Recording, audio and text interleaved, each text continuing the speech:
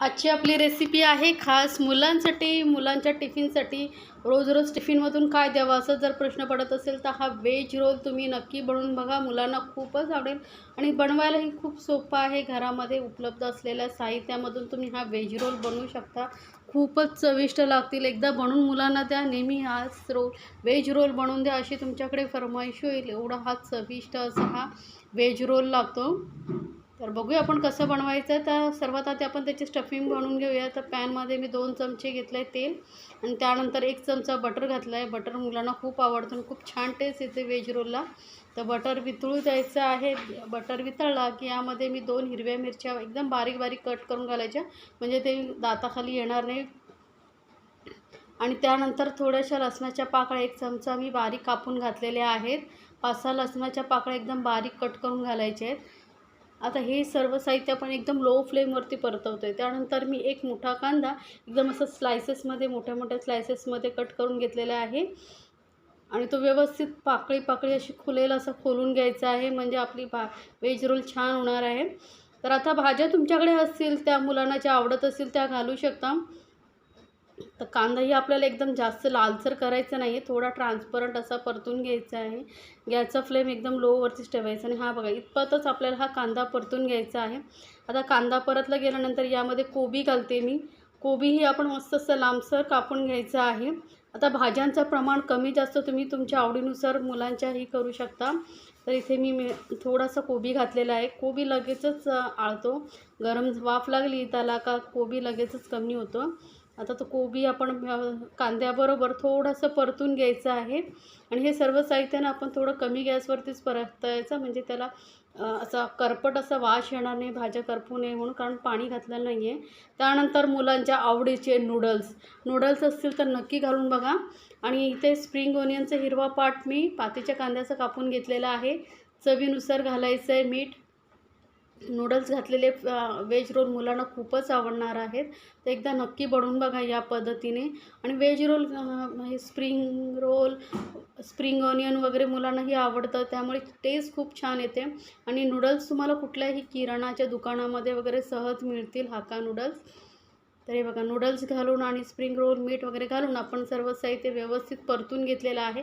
आता यामध्ये 1 छोटा चमचा मी सोया सॉस घालते आणि त्यानंतर 1 चमचा मी शेजवान चटणी घालते. हे ऑप्शनल आहे, नाही घातलं तरी चालेल, पण शेजवान चटणीमुळे खूप छान टेस्ट येते, त्यामुळे मी घातलेलं आहे. तर तुम्हाला ते कुठल्याही दुकानात 10 रुपयाचं छोटं शेजवान चटणीचं पॅकेट येतं, ते घेऊ शकता. आणि हे सर्व साहित्य आता आपण व्यवस्थित मिक्स करून घ्यायचं. कलर बघा किती छान आला आहे चटणीमुळे. आता मस्त अशी हे आपल्या व्हेज रोलची स्टफिंग तयार झालेली आहे.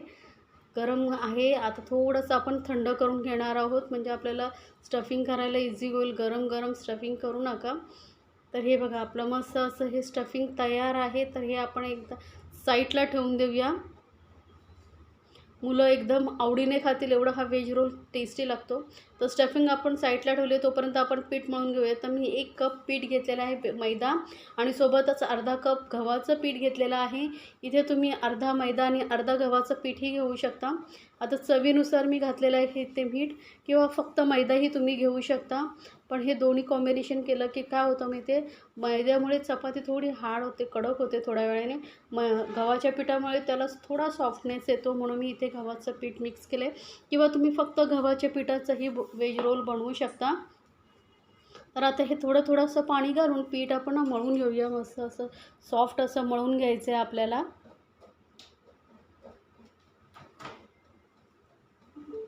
किंवा चपातीचं आपलं पीठ असतं त्याच्यानेही तुम्ही हा व्हेज रोल बनवू शकता. हेल्दी आणि टेस्टी असा हा व्हेज रोल आहे. मुलांना नेहमी भाजी खाण्याचा कंटाळा करतात, मग ते रिटर्न टिफिन घेऊन येतात. तर मग अशा वेळेस तुम्ही हे असं काय काय वेगळं व्हेज रोल वगैरे बनवून दिला तर मुलं नक्कीच पूर्ण टिफिन फिनिश करून येतील. एवढा हा चविष्ट लागतो. आता थोडंसं तेल घालून आपण परत पीठ मळून घेऊया.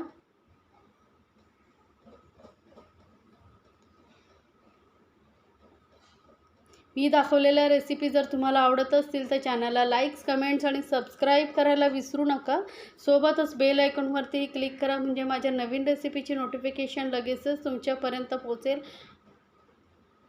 आता हे आपलं पीठ व्यवस्थित एकदम सॉफ्ट असं मळून झालेलं आहे. तर याचे आपण छोटे छोटे बॉल्स करून घेऊया. साधारण आपण जे रोजच्या पोळीसाठी वगैरे बॉल घेतो तेवढे गोळे असा गोळा करून घ्यायचा आहे गोल. तर या साईजचे मी सर्व गोळे बनवून घेते.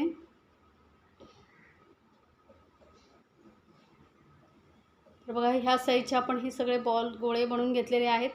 त्यांना थोडंसं सुकं पीठ लावून घ्यायचं आहे आणि याची पातळ पोळी आपण जशी रोजची पोळी लाटतो तसं लाटून घ्यायची आहे, पातळ चपाती. थोडंसं सुकं पीठ लावायचं म्हणजे इझिली लाटली जाते. आता पोळी रोल केवढा मोठा हवा आहे, छोटा हवा आहे, त्यानुसार तुम्ही पिठाचा गोळा घेऊन पोळी लाटू शकता. तर इथे साधारण मीडियम साईजची मी पोळी लाटलेली आहे बघा. एकदम बारीक पातळही नाही आणि एकदम जाडही नाही, मीडियम अशी ही आपण अशी पोळी लाटून घेतली रोजच्या पोळीसारखी. आता ही आपण गॅसवरती शेकून घेऊया. तर गॅसवरती तवा ठेवला आहे आणि त्यावरती तेल वगैरे काही लावायची गरज नाही, कारण याला आपण तेल वगैरे काहीच लागणार नाही आहोत.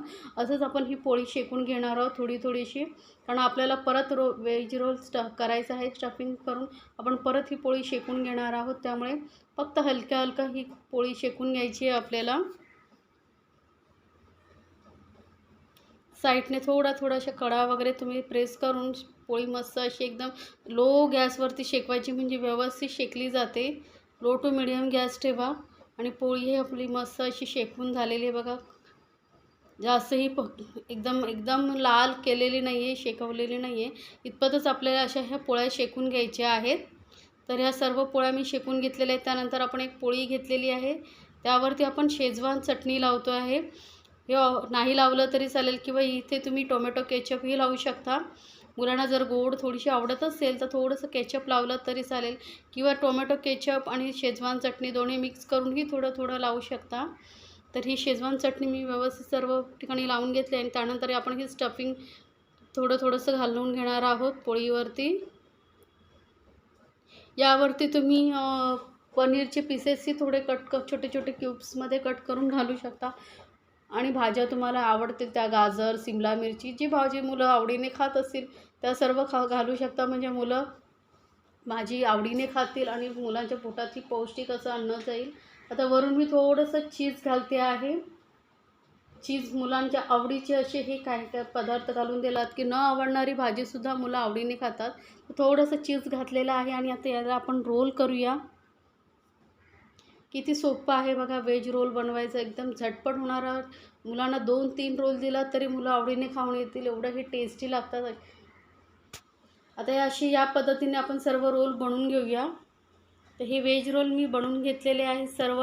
आपले रोल तयार आहेत. आपण हे तव्यावरती परत गॅस चालू केला आहे आणि आपण एकदम असे थोडे हे रोल ठेवून घेऊया. 1-2 रोल असे ठेवून आपण हे मस्त असे बटरवरती भाजून घेणार आहोत. बटरमुळे टेस्ट खूप छान येणार आहे रोलला.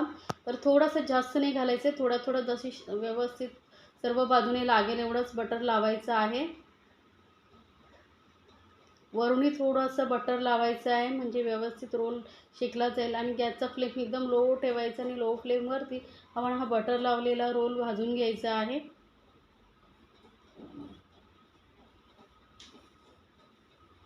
मस्त एकदम क्रिस्पी असा हा रोल होतो. घरी मुलांना नाश्त्यासाठी वगैरेही देऊ शकतात. गरमागरम मुलं खरंच खूप आवडीने खातील. तर एका साईडने शेकून झाल्यानंतर आपण दुसऱ्या साईडनेही शेकून घेऊया हा रोल. मस्त बघा एकदम खरपूस असं थोडासा भाजून घेतलेला आहे, म्हणजे जी आपण पोळी गरम केली होती तीही व्यवस्थित शेकली जाईल. आणि वरूनच्या साईडने जास्त शेकायचं नाही, थोडासा हलकासा कलर चेंज झाला की बस आपण लगेचच हे रोल काढून घेणार आहोत एका प्लेटमध्ये. तर हे आपले मस्त मुलांच्या टिफिनसाठी व्हेज रोल तयार झालेले आहेत. तर नक्की बनवा आणि मला कमेंट्समध्ये सांगायला विसरू नका तुम्हाला ही व्हेज रोल मुलांच्या टिफिनसाठी रेसिपी कशी वाटली. आणि अशा छान रेसिपीसाठी आपल्या चॅनलला सबस्क्राईबही करायला विसरू नका. सोबतच बेल आयकॉनवरती क्लिक करा, म्हणजे माझ्या नवीन रेसिपीची नोटिफिकेशन लगेचच तुमच्यापर्यंत पोहोचेल. आणि जर रेसिपी खरंच आवडत असेल तर तुमच्या फ्रेंड सर्कलमध्येही जरूर शेअर करा.